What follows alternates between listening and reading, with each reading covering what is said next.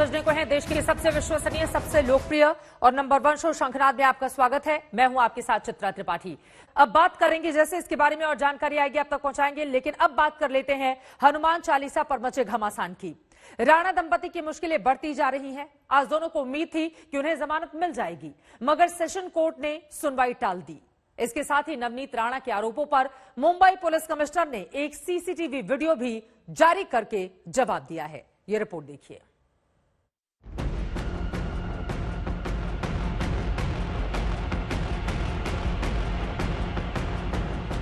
Video कैमरे की सबसे अच्छी बात जानते हैं क्या है? इसकी जद में आने वाले कुछ अच्छा करें तो दिखता है,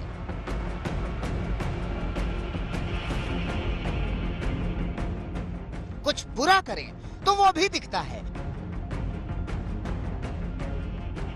और कुछ ना करें तो भी दिखता है। और जो दिखता है पहली नजर में वो असर भी करता है। देखिए इस वीडियो को। मुंबई के पुलिस कमिश्नर संजय पांडे ने ट्वीट किया है। वीडियो के साथ लिखा है कि क्या हमें अभी भी कुछ और कहने की जरूरत है। अब इस वीडियो को तसल्ली बख्श तरीके से देख लीजिए। ये वीडियो खार पुलिस स्टेशन का है, यानी कि वो पुलिस स्टेशन जहां नवनीत राणा और उनके पति रवि राणा को गिरफ्तार करके ले जाया गया था। यहीं से राणा दंपति जेल गए थे। यहाँ रवि राणा और नवनीत राणा बेहद सहज दिख रहे हैं। वो पुलिस कर्मियों से बात कर रहे हैं। नवनीत राणा के बगल में बैठी महिला मुस्कुरा रही है, मतलब बात भी ठीक ठीक ही हो रही होगी। रवि राणा के हाथ में कॉफी का कप है और नवनीत राणा चाय की चुस्की ले रही हैं। यानी ये कि पुलिस स्टेशन में जनप्रतिनिधियों का एक औपचारिक सम्मान हो रहा है। मगर ये वीडियो मुंबई के पुलिस कमिश्नर ने इसलिए ट्वीट किया है क्योंकि नवनीत राणा ने कल मुंबई पुलिस पर गंभीर आरोप लगाए थे। नवनीत राणा ने लोकसभा स्पीकर को चिट्ठी लिखकर कहा था कि 27 अप्रैल को रात भर मुझे पुलिस स्टेशन में रखा गया। पुलिस वालों ने मांगने पर पानी तक नहीं दिया। पुलिस वालों ने जाति सूचक टिप्पणी की। पुलिस वालों ने कहा कि जिस गिलास में वो पानी पीते हैं उसमें वो मुझे पानी नहीं दे सकते। पुलिस वालों ने रात भर मुझे प्यासा रखा। पुलिस कर्मियों ने मुझे बाथरूम तक नहीं जाने दिया। पुलिस वालों ने कहा कि नीच जातियां पुलिस वालों का बाथरूम इस्तेमाल नहीं कर सकती। पुलिस वालों ने गालियां दी, बुनियादी मानवाधिकारों से वंचित रखा। लेकिन नवनीत राणा के आरोपों को खारिज कर देने वाला वीडियो अब सबके सामने है। वैसे भी राणा दंपति के लिए आज बुरी खबर ही आई, क्योंकि बॉम्बे हाईकोर्ट से झटका लगने के बाद राणा दंपति ने मुंबई के सेशंस कोर्ट में जमानत याचिका दायर की थी। दोनों ने जमानत देने और राजद्रोह की धाराओं को हटाने के लिए सेशंस कोर्ट में याचिका दी थी, मगर कोर्ट ने पुलिस से 29 अप्रैल को जवाब दाखिल करने के लिए कहा और तब तक के लिए सुनवाई टाल दी। फिलहाल ये भी साफ नहीं है कि जमानत पर सुनवाई 29 अप्रैल को होगी या उसके बाद। कोर्ट के ऊपर काफी वर्कलोड है, तो साहब के रिक्वेस्ट करने के ऊपर हमने 29 तारीख के ऊपर रिप्लाई के लिए रिक्वेस्ट एक्सेप्ट कर ली है। 29 तारीख को रिप्लाई फाइल होने के बाद में कोर्ट डिसाइड करेगी कब वो हियरिंग होगी। या तो 29 को भी हो सकती है या 29 के बाद हो सकती है। कोर्ट अपनी डायरी एडजस्ट करके उसके बाद में बेल एप्लीकेशन की सुनवाई होगी। सरकारी वकील ने राणा दंपति की जमानत याचिका के विरोध की शुरुआत इस बात से की कि दोनों ने मजिस्ट्रेट कोर्ट में भी याचिका दायर की हुई है और एमपी एमएलए के लिए सेशंस कोर्ट का दरवाजा भी खटखटा दिया गया। आज पहली बात है उनका मैजिस्ट्रेट कोर्ट में जो जामीन की अर्जी पेंडिंग है, इसके लिए हमने इस सुनवाई को ऑब्जेक्शन लिया, लेकिन उन्होंने ऐसा स्टेटमेंट किया कि वहाँ का जो अर्जी है वो निकाल रहे हैं। तो फिर हमने हमारा जो लिखित से देना है उसके लिए कोर्ट के पास हमें टाइम देने के लिए प्रार्थना की। एक तरह से सेशंस कोर्ट से भी राणा दंपति को झटका ही लगा है। अब जमानत के लिए 29 अप्रैल तक तो कम से कम इंतजार करना ही है। इसके साथ ही राजद्रोह हटाने और एफआईआर रद्द कराने वाले मसले पर राणा दंपति सुप्रीम कोर्ट का रुख कर सकते हैं। मुंबई से साहिल जोशी, विद्या, देव कोटक और मुस्तफा शेख के साथ आज तक ब्यूरो।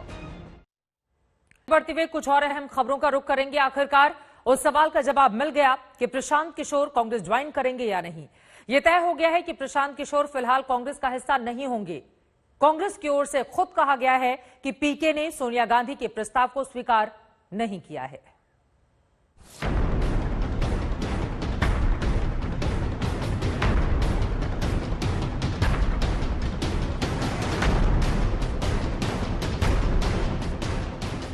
क्या प्रशांत किशोर कांग्रेस का हिस्सा होंगे या नहीं?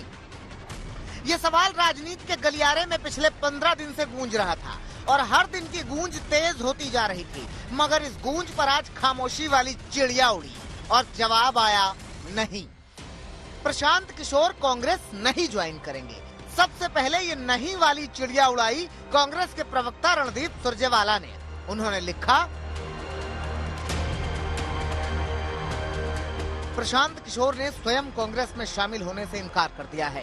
प्रशांत किशोर के प्रेजेंटेशन और उनके कई मुद्दों पर व्यापक चर्चा के बाद कांग्रेस अध्यक्ष सोनिया गांधी ने उन्हें एम्पावर्ड एक्शन ग्रुप 2024 में विशिष्ट जिम्मेदारी के साथ जुड़ने का प्रस्ताव दिया था, लेकिन उन्होंने इस प्रस्ताव को ठुकरा दिया है। हम पार्टी के प्रति उनके सुझावों और प्रयासों की प्रशंसा करते हैं। प्रशांत किशोर ने खुद भी एक ट्वीट किया, मैंने पार्टी में शामिल होने और चुनावों की जिम्मेदारी लेने के लिए कांग्रेस के उदार प्रस्ताव को अस्वीकार कर दिया है। मेरे विनम्र राय में पार्टी को मुझसे कहीं ज्यादा परिवर्तनकारी सुधारों के जरिए बुनियादी संरचनात्मक समस्याओं को ठीक करने के लिए नेतृत्व और सामूहिक इच्छा शक्ति की जरूरत है। मगर सवाल यह है कि ऐसा हुआ क्यों? तो सूत्रों के मुताबिक प्रशांत किशोर के नाम पर कांग्रेस में अंदरूनी विरोध था। पार्टी के कई वरिष्ठ नेता प्रशांत किशोर के नाम पर सहमत नहीं थे। इंडियन पॉलिटिकल एक्शन कमेटी यानी आईपैक का तेलंगाना राष्ट्र समिति के साथ किया गया गठजोड़ भी दोनों के बीच बातचीत टूटने की अहम वजह माना जा रहा है। टीआरएस का आईपीएसी के साथ 2 दिन पहले हुआ समझौता भी वजह माना जा रहा है। कांग्रेस के नेता प्रशांत किशोर को लेकर क्या राय रखते हैं, सुनिए। देखिए, प्रशांत किशोर था, प्लांट के आबाद में था। सबसे पहले तो मैं हाईकमान का धन्यवाद करता हूं जिन्होंने करोड़ों कार्यकर्ताओं का सम्मान करा। हम रात रात को सो नहीं पा रहे थे। क्या ऐसे लोग पार्टी को चलाएंगे जिनका कोई विश्वास न कर सके, इधर उधर से घूमते हैं? सही मायने में बड़ी जीत है कांग्रेस के कार्यकर्ताओं की। कांग्रेस पार्टी में ऐसे ऐसे नेता हैं जो पार्टी को ले जा सकते हैं। हाईकमान को थोड़ा विश्वास करना पड़ेगा। हम राहुल गांधी को प्रधानमंत्री बनाना चाहते हैं और प्रशांत किशोर ने तो अपनी दुकान खोल दी थी, हाहाकार मचा था पार्टी में। अब अगला सवाल यह है कि हिमाचल प्रदेश या गुजरात जैसे राज्यों में आने वाले चुनावों में प्रशांत किशोर बतौर रणनीतिकार कांग्रेस से जुड़े रहेंगे या नहीं। दिल्ली से सुप्रिया भारद्वाज के साथ आज तक ब्यूरो। और अब बात गुजरात की करेंगे, जहां चुनाव से पहले यूपी की तर्ज पर अब बुलडोजर मॉडल लागू हो गया है। रामनवमी के दिन जिस हिम्मतनगर को हिंसा की आग में झोंक दिया गया, आज उस हिम्मतनगर में बुलडोजर जमकर दौड़ा। ये योगी का बुलडोजर मॉडल है जो गुजरात में सरपट दौड़ रहा है।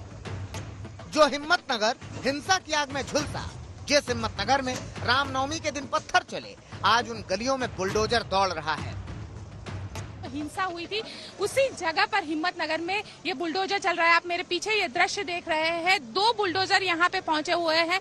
ये हिम्मतनगर का साबरकांठा डिस्ट्रिक्ट का हिम्मतनगर है जहाँ पे ये बुलडोजर चलाए जा रहे हैं। दरअसल इतने ज्यादा बुलडोजर का जो खौफ है वो इतना ज्यादा है यहाँ पे कि लोग जो है उन्होंने पहले ही यहाँ पे जो कंस्ट्रक्शन है उसको गिरा दिया है। कई सारे जो बिल्डिंग्स यहाँ पे बड़े बने हुए थे उनको अब लोग खुद ही अपने आप ही गिरा रहे हैं। आपको दिखाते हैं ये दृश्य कि किस तरीके से बुलडोजर का कहर जो है वो यहाँ पे बरपा है। आप देख सकते हैं ये जो पूरा इलाका है ये टाउन प्लानिंग के तहत यहाँ पे पूरा इलाका ये जो सड़क जा रही थी, गुजर रही थी वो थी और उसको अब यहाँ पे गिरा दी गई है। प्रशासन के बुलडोजर का खौफ इतना है कि प्रशासन के जरिए कल उन्हें नोटिस दिया गया तो आज खुद ही लोग इस बिल्डिंग को गिरा रहे हैं। वहीं घर खाली किए जा चुके हैं। देखिए किस तरह बुलडोजर आने के पहले ही बिल्डिंग को गिराया जा रहा है। यहाँ पे सबके घर थे गरीबों के, अब उसको हटा दिया है आपने? हाँ, नहीं वो नगर पालिका वालों ने हटाए थे। बुलडोजर आया उस हाँ, इस पहले 1 2 खास यहाँ बदे छपरे थे, यहाँ सब बाजू थे। वो क्या है कि आप तोड़ने आए ने तो लोगों ने खुद से ही उठा लेके ज्यादा हमारे पता नुकसान ना हो जाए। वो दूसरी बाजू भी बांधना तो पड़ेगा, रहने वास्ते तात्कालिक कहाँ घर मिलेगा इनको। तो छपरे उठा के कहीं तो रखेंगे ना, रमजान चल रहा है तो। 10 अप्रैल को रामनवमी के दिन साबरकांठा का हिम्मतनगर इलाका हिंसा से हिल गया था। यहाँ जमकर पत्थर चले थे। उपद्रवियों की गैर कानूनी इमारतों पर बुलडोजर चले तो आसपास के अवैध कब्जों को हटाने का काम तेज किया गया। हालांकि प्रशासन का कहना है कि इस कार्रवाई का हिंसा से कोई लेना देना नहीं है। अगर 2020 से करीबन 4-5 बार नोटिस दिया गया है।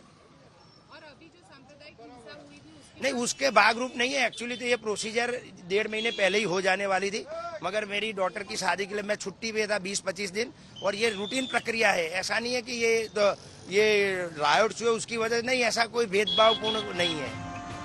जिस बुलडोजर ने यूपी में योगी सरकार की धूम मचाई, अब वही बुलडोजर बीजेपी के और राज्यों में तेजी से चल रहा है। मध्य प्रदेश के बाद गुजरात में बुलडोजर की रफ्तार बता रही है कि यहां आने वाले चुनाव में बीजेपी बुलडोजर पर सवार होकर मैदान में उतरने वाली है। गोपी घांगर के साथ सौरभ वक्तानिया, बनासकांठा, आज तक। और अब बात उस सन्न कर देने वाले खबर की जो दिल्ली से सटे नोएडा से सामने आई। यहां मॉल के बार में बाउंसर ने एक शख्स को पीट कर मार डाला। विवाद बिल पर था, लेकिन झगड़ा इतना बढ़ा कि बाउंसर पार्टी करने आए लोगों पर टूट पड़े। बार के बाउंसर ने इतनी बुरी तरह से पीटा कि 32 साल के ब्रिजेश राय की मौत हो गई। हैरानी यह है कि मॉल के बाहर ही थाना है, लेकिन पुलिस को बुलाने की जहमत किसी ने भी नहीं उठाई। नोएडा बाउंसर कांड में पुलिस ने 8 लोगों को गिरफ्तार किया है, जबकि 16 लोगों को हिरासत में लेकर पूछताछ की जा रही है। अपने आप में बेहद सन्न कर देने वाला ये मामला, क्योंकि जिस मॉल की ये घटना है वहां पर काफी ज्यादा भीड़ होती है। बिल को लेकर छोटी सी बात पर झड़प इतनी ज्यादा बढ़ी कि बाउंसरों ने पीट कर एक व्यक्ति को मार दिया, जिसका नाम ब्रिजेश राय बताया जा रहा है। उसकी तस्वीर भी आपको दिखा रहे हैं। फिलहाल पुलिस ने तत्काल कार्रवाई की है। ये 2 अलग-अलग तस्वीरें। बिल पर विवाद हुआ तो मारपीट ऐसी हुई जिसमें एक शख्स की जान चली गई। 32 साल के ब्रिजेश राय की मौत हो गई है। दिल्ली के पास मॉल के बार में मर्डर का यह सनसनीखेज मामला सामने आया है। इस बीच ब्रिजेश की पत्नी ने पुलिस और उसके दोस्तों पर संगीन आरोप लगाए हैं। मुझे जानना है कि मेरे पति की गलती क्या थी, क्यों मारा उनको, उन्होंने ऐसा क्या किया था, और बाकी 6 लोग वहां पे क्या कर रहे थे। पुलिस ने बार से 8 लोगों को शायद से कस्टडी में लिया है। मुझे उनके दोस्तों से भी पूछना है कि वो लोग वहाँ क्या कर रहे थे, वो लोग वहाँ दर्शक बन के क्यों बैठे थे। मेरे पति की ऐसी हालत हो गई, वो मर गए वहाँ पे, और फिर भी उन्होंने ये भी नहीं ज़रूरी समझा कि मुझे एक बार फ़ोन करके बता सके। उन्होंने भी मुझे फ़ोन करके नहीं बताया था। मैं हॉस्पिटल पहुँची तो भी वहाँ किसी ने मुझे नहीं बताया कि ब्रिजेश नहीं रहे। पुलिस द्वारा मैम आपको जानकारी दी गई जब आप वहाँ पहुँचे तो? मुझे पुलिस ने कुछ भी नहीं बताया। मैम वो सीसीटीवी आपको दिखाया गया?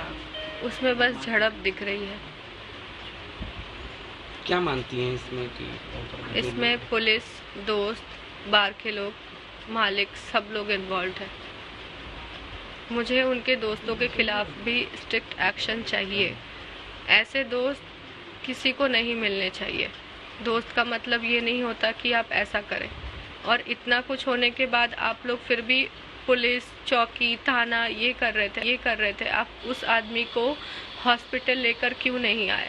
आप लोग इतने बड़े बड़े पोस्ट पे हैं, पढ़े लिखे हैं, फिर भी आप लोगों का दिमाग इतना काम नहीं किया, क्योंकि आप लोगों को अपने पैसे की गर्मी दिखानी थी, अपना तेवर दिखाना था कि हाँ हम भी ये सब चीजें कर सकते हैं। अब बात योगी आदित्यनाथ की। योगी जी धीरे धीरे, जी हां, यूपी में हर कहीं यही तस्वीर दिख रही है। जिस लाउड स्पीकर को लेकर सियासी घमासान मचा हुआ था, योगी आदित्यनाथ के एक फैसले ने उसका समाधान निकाल दिया है। न हिंदू को परेशानी, न मुस्लिम को दिक्कत है। अब ये लाउड स्पीकर यूपी में एकता का संदेश दे रहा है, सांप्रदायिक सौहार्द की मिसाल बन रहा है। कौन सा है वो फैसला जिसको लेकर योगी आदित्यनाथ की सरकार उत्तर प्रदेश में आगे बढ़ रही है धीरे धीरे, उसको बताती हुई ये रिपोर्ट देखिए।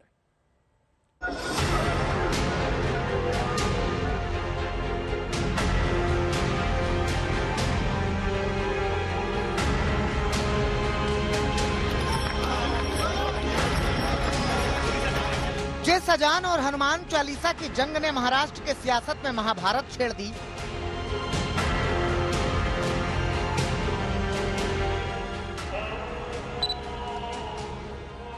धार्मिक स्थलों से आने वाले जिस स्पीकर के शोर ने मुद्दे को हिंदू मुसलमान बना दिया,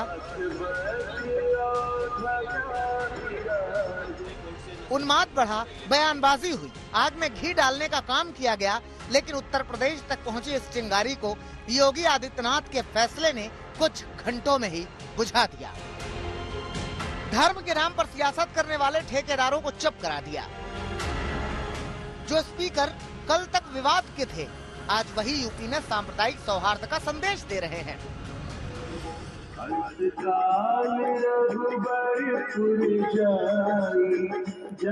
वाराणसी में बज रहे ये हनुमान चालीसा की गूंज आज से करीब 10 दिन पुरानी है, जो चुनौती थी अजान की आवाज के खिलाफ, जिसने महाराष्ट्र के बाद यूपी की सियासत को गर्म कर दिया था। वाराणसी से लेकर अलीगढ़ तक 5 वक्त की चालीसा पर घमासान छिड़ा था। आज की स्थिति यह है कि सुबह 4:30 बजे नींद खुल जाती है, इतनी तेज अजान की आवाज होती है। तो हम लोगों ने भी तय किया कि जब उनकी अजान हो रही है तो हमारे मंदिरों पे जो है क्यों न वैदिक मंत्र गूंजे और क्यों न हनुमान चालीसा का पाठ हो। इसी क्रम में हम लोगों ने ये कल शुरू किया और 6:18 पर जब अजान हुई हम लोगों ने बजाया और सारे लोगों ने अपने अपने घरों पर छोटा था या बड़ा स्पीकर सब बजाया। उसका जो है परिणाम ये हुआ कि आज उनकी अजान धीरे बज रही है। यूपी तैयार था एक और विवाद के साथ, एक और सांप्रदायिक जंग के लिए, लेकिन यहाँ योगी आदित्यनाथ ने कमान संभाली, अधिकारियों के साथ बैठक की और साफ आदेश दिया कि त्योहार के मौसम में किसी भी तरह का विवाद बर्दाश्त नहीं किया जाएगा। मंदिर मस्जिद हर धर्म के लिए निर्देश जारी किए गए कि लाउड स्पीकर की आवाज परिसर से बाहर नहीं आनी चाहिए और आदेश के बाद बिना किसी विवाद के अब तक प्रदेश में करीब 20,000 से ज्यादा लाउड स्पीकर हटाए जा चुके हैं या फिर धीमे कराए जा चुके हैं। जो लाउड स्पीकर लगे हैं उस परिसर के बाहर उसकी आवाज नहीं जानी चाहिए। तो ये चीजें अनुपालन हो रही हैं कि नहीं हो रही हैं, ये सुनिश्चित कराया जा रहा है और सबके साथ मिलजुल के ये चीजें की जा रही हैं और अब तक लगभग 20 से 22,000 ऐसे केसेस हैं जिसमें कि या तो लाउड स्पीकर के वॉल्यूम कम किए गए हैं या तो फिर लाउड स्पीकर उतारे गए हैं। ये सभी चीजें इंगित करने के बाद से स्वेच्छा से की जा रही हैं। आदेश योगी सरकार का था, फैसला योगी आदित्यनाथ का था। ऐसे में एक तस्वीर गोरखपुर के गोरखधाम मंदिर से भी आई, जहां लाउड स्पीकर की आवाज धीमी करके पूरे प्रदेश को एक संदेश दिया गया।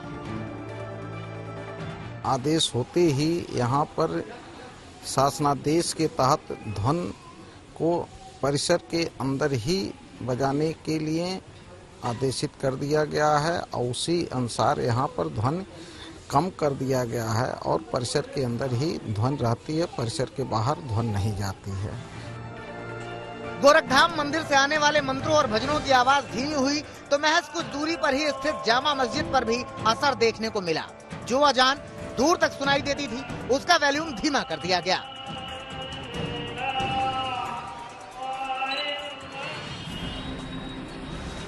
संगम नगरी प्रयागराज की जामा मस्जिद ने भी अनूठी पहल की। इसके तहत मस्जिद में लगे 6 लाउड स्पीकर्स में से 4 को हटा दिया गया, जबकि बाकी बचे 2 का वॉल्यूम काफी कम कर दिया गया है। इतना ही नहीं, बचे हुए दोनों लाउड स्पीकर्स के हॉर्न की दिशा भी बदल दी गई है। मस्जिद कमेटी ने सुबह की नमाज के वक्त आवाज को और भी कम रखने का फैसला किया है। मैंने देखा है कि कुछ मस्जिदों में से लाउड स्पीकर भी उतरे हैं, कुछ आवाजें भी कम कर दी गई है। जिस तरह जिस थाने के अंदर में मस्जिद और मंदिर आ रहे हैं उसी हिसाब से उनसे फॉर्म वगैरह भरा करके उनको परमिशन दी जा रही है। धर्मनगरी मथुरा में लाउड स्पीकर गंगा जमुनी तहजीब की मिसाल बन रहा है। पहले श्री कृष्ण जन्मभूमि में लाउड स्पीकर की आवाज धीमी की गई, जिसके बाद मंदिर से सटी शाही मस्जिद में लगे 3 स्पीकर को हटा दिया गया। वहीं एक स्पीकर की आवाज मानक के हिसाब से धीमी करके अजान की जा रही है। अजान 11-15 मिनट होती है। एहतियात के तौर पर पहले से भी जो सुप्रीम कोर्ट के मानक थे उसके अनुसार ही कम ध्वनि में बजाया जाता है, लेकिन फिर भी हमने 2-3 स्पीकर उतार दिए। एक स्पीकर मात्र परिसर के लिए, वो भी कम ध्वनि का, वो उसमें जैसे अंदर बजेगा।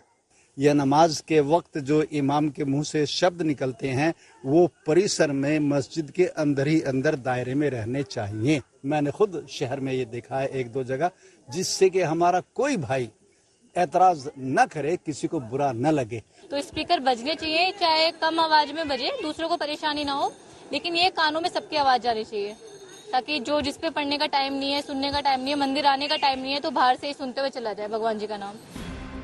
अब उत्तर प्रदेश के हर शहर से ऐसी ही तस्वीरें सामने आ रही हैं, जहां या तो लाउड स्पीकर्स को हटाया जा रहा है या फिर उनकी आवाज को धीमा किया जा रहा है। सबसे बड़ी बात, सरकार के इस फैसले का कहीं भी विरोध नहीं हो रहा। हर धर्म के लोगों की ओर से इसका स्वागत किया जा रहा है। लाउड स्पीकर को लेकर सरकार का जो गाइडलाइन है उसको हर व्यक्ति को पालन करना चाहिए, चाहे वो सनातन धर्म का केंद्र हो, चाहे इस्लामिक जगत का केंद्र हो, चाहे गुरुद्वारा हो, मदरसा हो, मंदिर हो, क्योंकि उत्तर प्रदेश के यशस्वी मुख्यमंत्री जी का जो दिशा निर्देश है वह सराहनीय है। वो सभी समुदाय, सभी वर्ग के लिए है, एक समान है। जाहिर है कि इस सिलसिले में वजीर आला का बयान भी आया कि नॉइज पोल्यूशन के सिलसिले में जो आवाज़ होगी वो प्रीमाइसेस के अंदर ही होनी चाहिए। तो इस सिलसिले में जितने भी मस्जिदों के जिम्मेदार हैं, जो भी दरगाहों के जिम्मेदार हैं, उन्होंने इस बात का पूरा ख्याल रखा है कि जो भी मानक नॉइज़ पोल्यूशन के सिलसिले में तय किए गए हैं उसका पूरा पास और लिहाज रखा जाए। यही वजह है कि आप तमाम मसाजिद में देखेंगे कि वहाँ पर जुमे की अजान के वक्त और तमाम अजानों के वक्त आवाज़ों का और उसकी इस बात का पूरा ख्याल रखा गया है कि वो आवाज़ें मानकों के एतबार से माइक से निकलें और जो भी माइक की आवाज़ हो वो मानक के एतबार से ही हो। भाजपा सरकार की जो नीतियां हैं वो ये है कि सबका साथ, सबका विकास, सबका विश्वास, वो सबको साथ में लेकर चलने की नीति रखती है। तो अब उन्होंने लाउड स्पीकर को लेकर जो बयान दिया है कि किसी भी जात और धर्म के लोग क्यों ना हो, चाहे वो मस्जिद हो, गुरुद्वारा हो या गिरजाघर हो या मंदिर हो, तो उन तमाम ही लाउड स्पीकर की आवाज़ उन तमाम की परिसर के अंदर ही रहेगी। तो ये कानून सबके लिए बराबर है, किसी एक के लिए नहीं है। तो मैं इस फैसले का यूपी सरकार का स्वागत करता हूं कि उसने तमाम ही जात और धर्म के लोगों को यकसा नज़र से देखा है, किसी के साथ में कोई भेदभाव या किसी तरीके का दूसरा बर्ताव नहीं किया है। योगी सरकार भी इस विवाद को पूरी तरह से खत्म कर देना चाहती है। यही वजह है कि इस पर बातचीत करके सबकी सहमति के साथ एक्शन लिया जा रहा है।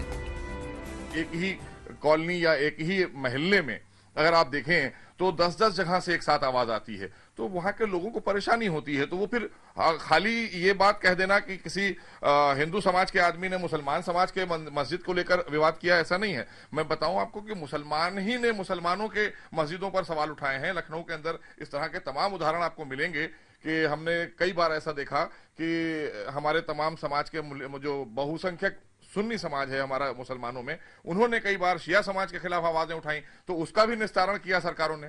आपस में बैठाल कर जो आपने बात कही कि सरकार का एक दायित्व होता है, सरकार की जिम्मेदारी होती है कि सौहार्द को कायम करना। देखिए, हर जगह रूल रेगुलेशन पूरी तरीके से फॉलो हो रहा है, चाहे मंदिर हो चाहे मस्जिद हो।